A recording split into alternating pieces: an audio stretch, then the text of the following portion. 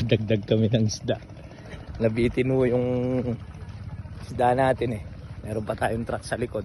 Pero konti na lang idadagdag nitong mga bayan na to. Basta bahala dyan si Hapon Ricky.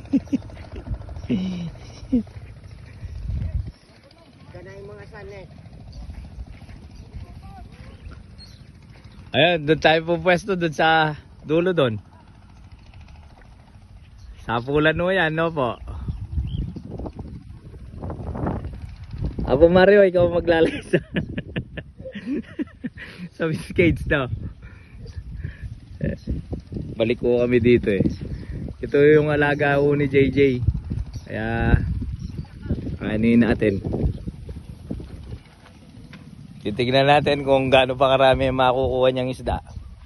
Di na ata lalagyan ng aerator ah. Bagay, diin na lang natin, no?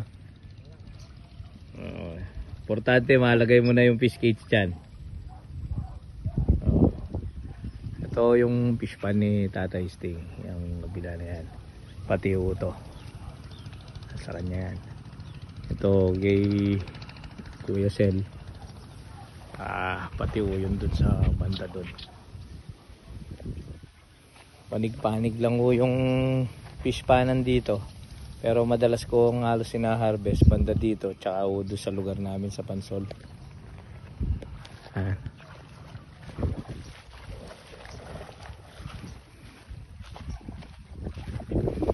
Pag pinapakain pa to marami pa.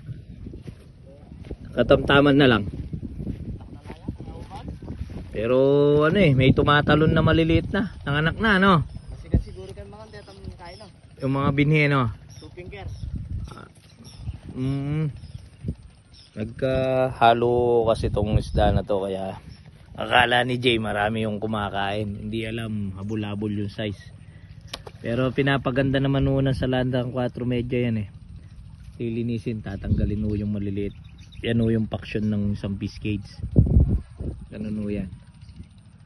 Ayan, pag sanay ka naman sa trabahong paglalagay ng fish cage na yan eh, kahit ikaw lang mag-isa kayang kaya yan. Minsan nga yung kasama mo yun pa yung nakakagulo minsan pag hindi sanay sa paghuhuli ng isda, di ba? Ganun yan.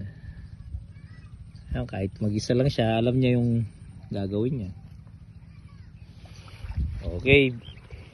Di ano tayo nito. Hintayin na lang natin ng pagsara ng pukot mamaya. Doon sila mag-i-start. Go, go, go.